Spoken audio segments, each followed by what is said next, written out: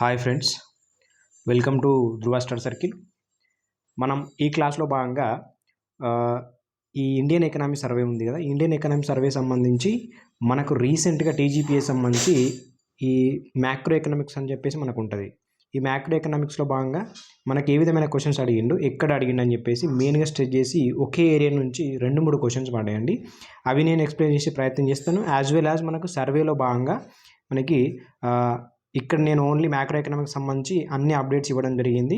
మీరు పీడిఎఫ్ నేను గ్రూప్లో సెండ్ చేస్తాను. ధృవ స్టడీ సర్కిల్ అని చెప్పేసి టెలిగ్రామ్ యాప్ ఉంటుంది మనకి.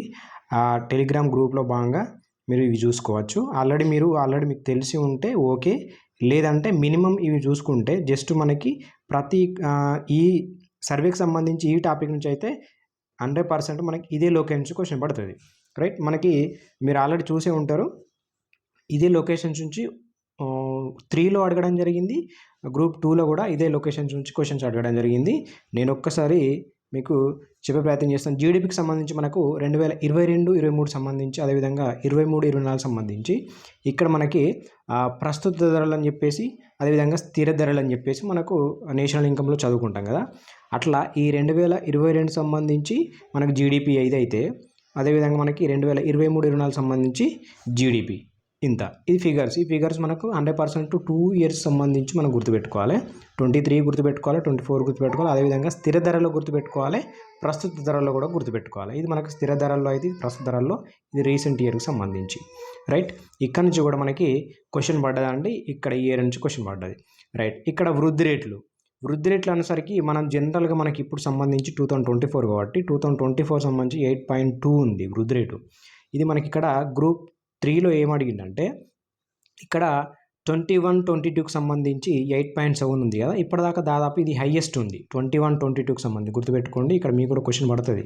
21-22కి సంబంధించి హైయెస్ట్ ఉంది కాబట్టి ఏమడిగిందంటే 2021-22కి సంబంధించి లేదా 2023-24 సంబంధించి ఏది ఎక్కువ ఉంది అని చెప్పేసి, పెరిగింది తగ్గింది అని చెప్పేసి ఇక్కడ క్వశ్చన్ అయితే పడ్డది.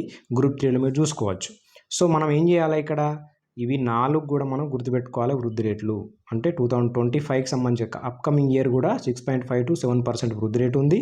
ఇప్పుడు ప్రస్తుతానికి 8.2% ఉంది. లాస్ట్ ఇయర్ మనకు 7% ఉండే, అంతకుముందు మనకు 8.7% ఉండే. ఎప్పుడు కానీ హైయెస్ట్ వచ్చినప్పుడు దాన్ని స్పెసిఫిక్గా చూసి మనకు ప్రస్తుత ఇయర్తో కంపారిజన్ చేసుకోవాలి. లోయెస్ట్గా ఉన్న ఇయర్ను కూడా ప్రస్తుత ఇయర్తో కంపారిజన్ చేసుకోవాలి. ఇవి రెండు ఇక్కడ మనకు క్వశ్చన్ పడుతుంది. గ్రూప్ 3లో మ్యాక్సిమం అన్ని అట్లనే అడిగిండు. జీడిపికి సంబంధించి వృద్ధి రేట్లు అడిగిండు. ఎట్ ద సేమ్ టైం మనకి పర్ క్యాపిటల్ ఇన్కమ్ సంబంధించి అక్కడ కూడా మనకి వృద్ధి రేటు అనేది అడగడం జరిగింది, అంటే ఎక్కువ తక్కువ ఉన్నకి సంబంధించి. నెక్స్ట్ ఇక్కడ నుంచి కూడా మనకి క్వశ్చన్స్ అనేటివి పడతాయి. ఇక్కడ మనకి జస్ట్ జీడిపి అని చెప్పేసి ఇచ్చినాను, ఇక్కడ జీవీ అని చెప్పేసి ఇచ్చిన. మెయిన్గా మనం ఇది చూసుకోవాలి, జీవీఏ టోటల్ జీవీ అని చెప్పేసి ఇది చూసుకోవాలి. ఇది మనకు సర్వేలో ఉందండి. మీరు కావాలంటే మీ దగ్గర ఆల్రెడీ సర్వే ఉంటుంది, చూసే ఉంటారు. కాకపోతే ఇవన్నీ నేను ఎక్స్ప్లెయిన్ చేయడం కోసం మీకు రాసి ఎక్స్ప్లెయిన్ చేస్తున్నాను. ఇక్కడ మనకి వ్యవసాయం సంబంధించి 8.4% జీడిపి, అదేవిధంగా వాటాలు ఇవి. పారిశ్రామికం సంబంధించి 28%, సేవారంగం సంబంధించి 53. ఇవి మనకు అవసరం లేదు, ఇవి మాత్రం గుర్తుపెట్టుకోవాలి. 7.7% పారిశ్రామికం సంబంధించి 27%, సేవారంగం 54%. ఇది అందరికీ ఐడియానే ఉంటుంది. సో మనకి ఇది సెక్టార్ వైజ్. ఇప్పుడు చూసుకుంటే మళ్ళీ మనకు రంగాల వారిగా వృద్ధి రేట్లు ఉంటాయి. రంగాల వారిగా వృద్ధి రేటు చూసుకున్నప్పుడు ఇక్కడ జనరల్గా మనం జీడిపి ఎంత అనుకున్నాం, 8.2% అనుకున్నాం. ఇక్కడ లాస్ట్ ఇయర్ ఎంత అనుకున్నాం, 7 అనుకున్నాం. ఈ రంగాల వారికి కూడా లాస్ట్ ఇయర్ చూసుకోవాలి. అవసరమైతే 21-22 కూడా కంపల్సరీ చూసుకోవాలి. 3 ఇయర్స్తో అయితే మెయిన్గా చూసుకోండి. 3 ఇయర్స్ అంటే 21-22, 22-23, 23-24 ఇవి 3 చూసుకోవాలి. అయితే ఇప్పుడు మన అగ్రికల్చర్ సంబంధించి 1.4%, ఇండస్ట్రియల్ సంబంధించి 9.5% వృద్ధి రేట్లు, అదేవిధంగా సర్వీస్ సెక్టర్ సంబంధించి 7.6%. ఇక్కడ మనం చూసుకోవాల్సింది ఏంటంటే మెయిన్గా ఇక్కడ చూడండి, 4.7% లాస్ట్ ఇయర్ ఉంటే ఇప్పుడు 1.4%కి వచ్చింది. ఏమైంది, తగ్గింది. ఏది, వ్యవసాయం సంబంధించిన వృద్ధి రేట్ అనేది తగ్గింది. ఇక్కడ అడుగుతాడు ఇవే. పారిశ్రామికకు సంబంధించి 4.1% ఉన్నది, 9.5%కి వచ్చింది, అంటే పెరిగింది. ఈ సెంటెన్స్ ఆల్రెడీ ఇదే లైన్గా ఇట్లా పక్కనే రాసుకోండి.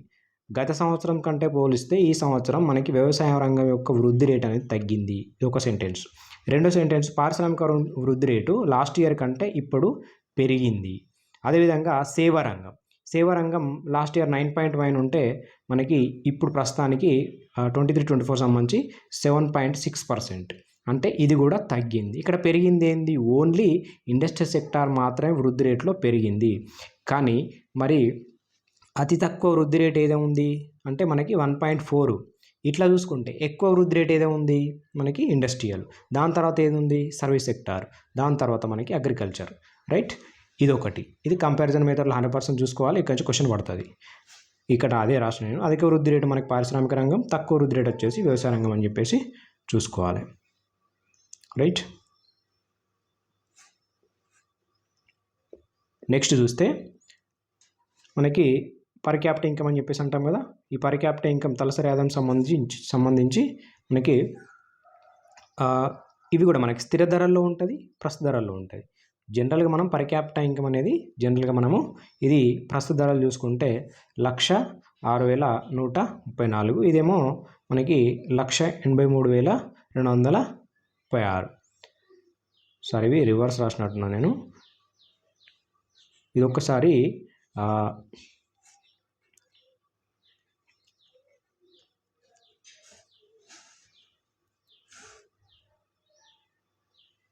ఒక్క నిమిషం.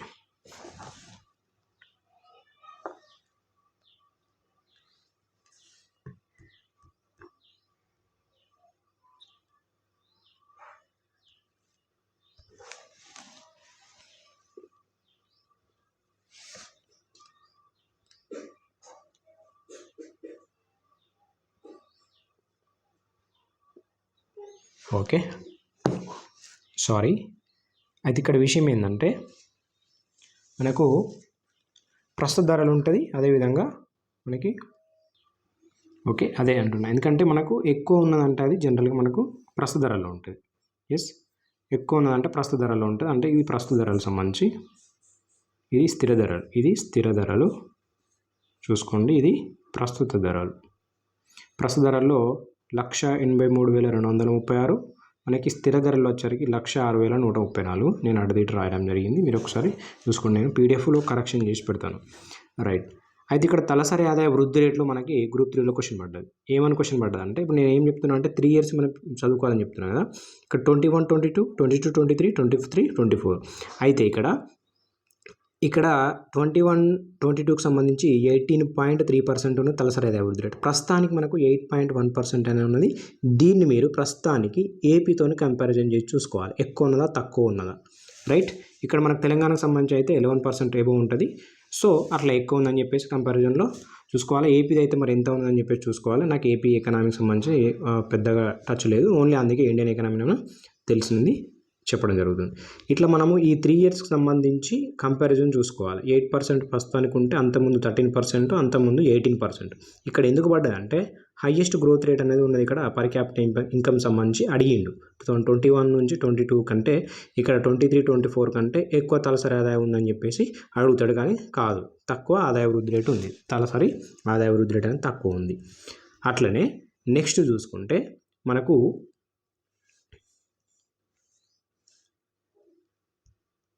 రైట్, నెక్స్ట్ చూస్తే ఇక్కడ పర్ క్యాపిటల్ ఇన్కమ్ సంబంధించి టాప్ స్టేట్స్ అని చెప్పేసి ఇక్కడ మనకి ఇక్కడ నుంచి గ్రూప్ 2లో క్వశ్చన్ పడ్డది, గ్రూప్ 3లో క్వశ్చన్ పడ్డది. ఇక్కడ ఏపీది అయితే 13th place. At the same time మనకు పర్ క్యాపిటల్ ఇన్కమ్ ఎంత అని చెప్పేసి చూసుకోవాలి. ఇక్కడ నేను తక్కువ ఇవ్వడం జరిగింది, Bihar, UP, Jharkhand, Meghalaya, Assam. Right, figures ఏమీ అవసరం లేదు, కానీ ఏ ఆర్డర్లో ఉన్నాయని చెప్పేసి అయితే ఖచ్చితంగా గుర్తుండాలి. ఇక్కడ మనకు 2 సార్లు క్వశ్చన్ పడ్డది. మొన్న గ్రూప్ 2లో మనకి గోవా, సిక్కిం అని చెప్పేసి ఆప్షన్ ఇచ్చిండు, టాప్ ఉన్నాయి ఇవి. అదేవిధంగా తెలంగాణతో పాటు ఇంకా కొన్ని వెనుక ఉన్న రాష్ట్రాలు ఇచ్చిండు. 2 క్వశ్చన్స్ గ్రూప్ 2లో ఉన్నాయి. అదేవిధంగా గ్రూప్ 3లో కూడా ఇక్కడ నుంచి క్వశ్చన్ పడ్డది. రైట్, అంటే 3 క్వశ్చన్స్ వచ్చినాయి మొత్తానికి. ఇదే లొకేషన్స్ నుంచి 3 క్వశ్చన్స్ వచ్చినాయి. సో ఇవి గుర్తుపెట్టుకోవాలి. టాప్లో గోవా ఉంది, సిక్కిం, తర్వాత తెలంగాణ, తర్వాత కర్ణాటక, తర్వాత హర్యానా. ఫస్ట్ టాప్ 5 ఇచ్చిన నేను. తర్వాత ఏపీ అనేది 13th ప్లేస్ ఉంది. ఇక్కడ కూడా మనకి తక్కువలో భాగంగా ఈ స్టేట్స్ ఉన్నాయి, చూసుకోండి. రైట్, వీటితో పాటు మనం ఇంకా చూసుకోవాల్సిన అంశాలు ఏంటంటే ఇక్కడ ఇట్లా ఎందుకు రాయడం జరిగిందంటే ఈ డేటా నా దగ్గర అవైలబుల్ లేదు. ఎందుకంటే ఇది మీరు ఏపీకి సంబంధించి చూసుకోవాలి. రంగాల వారీగా ఎక్కువ ఎక్కువ తక్కువ అనేది ఉపరంగాలు. అంటే మనం ఇండియాకి సంబంధించి చూసుకోవాలి, అదేవిధంగా ఏపీకి సంబంధించి చూసుకోవాలి. సపోజ్ మనకి పంటలు ఉంది, ఆ పంటలు వ్యవసాయ రంగంలో పంటలు సబ్ సెక్టార్ కాబట్టి ఇది మ్యాక్సిమం అది ఎక్కువ ఉంటుంది స్టేట్ది కూడా దాదాపు. అట్లా తక్కువ ఏది ఉంది, మత్స్యం ఉందా, లేకుంటే మత్స్య రంగం ఉందా, లేదా అటవీ రంగం ఉందా, లేదు పారిశ్రామిక రంగంలో చూసుకుంటే మ్యానుఫ్యాక్చరింగ్ జనరల్గా మనకి ఎక్కువ వాటా ఉంటుంది. మరి తక్కువ ఏది ఉంది, విద్యుదీకరణ సంబంధించి ఉందా, లేకుంటే ఇంకా మైనింగ్ ఆ రంగం ఉందా అని చెప్పి. సర్వీస్ సెక్టార్లో కూడా అంతే. రియల్ ఎస్టేట్ జనరల్గా ఎక్కువ ఉంటుంది. మరి ప్రస్తుతానికి ఇవి వాటాలు చూసుకోవాలి, అట్ ద సేమ్ టైం మనకి వృద్ధి రేట్లు కూడా చూసుకోవాలి రంగాల వారీగా. నెక్స్ట్ పర్ క్యాపిటల్ ఇన్కమ్లో మనకి టాప్ అండ్ బాటమ్ డిస్ట్రిక్ట్స్ చూసుకోవాలి. స్టేట్కి సంబంధించి అయితే డిస్ట్రిక్ట్స్ చూసుకోవాలి. మొన్న డిస్ట్రిక్ట్ పరంగా తెలంగాణకు సంబంధించి అడగడం జరిగింది, పర్ క్యాపిటల్ ఇన్కమ్ కావచ్చు, జిఎస్టీపీ కావచ్చు. నెక్స్ట్ ప్రాథమిక ద్వితీయ తృతీయ రంగాల వృద్ధి రేట్లు. మనం జస్ట్ ఏం చూసినామంటే వ్యవసాయం, ఇండస్ట్రియల్ సర్వీస్ చూసినాం. ఇక్కడ ఏం అడుగుతున్నాడు, ప్రాథమిక ద్వితీయ తృతీయ, అవి వేరు ఇవి వేరు తెలుసు మీకు ఆల్రెడీ. మనకి వ్యవసాయ రంగానికి మైనింగ్ కలిపితే అది ప్రాథమిక రంగం అవుతుంది. ఓకే, వ్యవసాయ రంగానికి మైనింగ్ కలిపితే మీకు ద్వితీయ రంగం అవుతుంది. అట్లా మీకు తెలుసు. దాన్ని మనం డివైడ్ చేసుకొని ప్రాథమిక రంగం, ద్వితీయ రంగం, తృతీయ రంగం చూసుకొని వాటి వృద్ధి రేట్ ఎట్లా ఉన్నాయి, రైట్, అవి చూసుకుంటే అక్కడి నుంచి కూడా క్వశ్చన్ పడ్డది మనకి టీజీపీఎస్లో. ఓకే, ఇది మనకి కంప్లీట్గా సర్వేకి సంబంధించిన బ్రీఫ్గా అంశాలు. మీరు ఆల్రెడీ సర్వే బుక్ మీ దగ్గర ఉండి ఉంటుంది. ఈ విధంగా కంపారిజన్ చేస్తూ మీరు చదువుకోవాలని చెప్పేసి నేను ఈ చిన్న బ్రీఫ్గా ఇన్ఫర్మేషన్ చేయడం జరిగింది. నెక్స్ట్ టాపిక్ కూడా మనం పబ్లిక్ ఫైనాన్స్ కానీ, లేకుంటే అగ్రికల్చర్ కానీ, లేకుంటే ఈ ఇండస్ట్రియల్ కానీ, ఇవన్నీ మీకు సిలబస్లో ఉన్నాయి కాబట్టి నేను 1 by 1 టాపిక్ వైజ్ చేస్తూ ఉన్నాను. ఓకే, నన్ను ఎంకరేజ్ చేయడం కోసం ఖచ్చితంగా ఛానల్ని సబ్స్క్రైబ్ చేసుకోండి. అదేవిధంగా మన ఈ టెలిగ్రామ్ ఛానల్ అయితే ఏదైతే ఉందో ధృవ స్టడీ సర్కిల్ అని చెప్పేసి, దాంట్లో జాయిన్ అవ్వండి. ఈ పీడిఎఫ్ నేను ప్రతి పీడిఎఫ్ కూడా అప్డేట్స్ కూడా గ్రూప్లో పోస్ట్ చేస్తాను. Okay, thank you so much.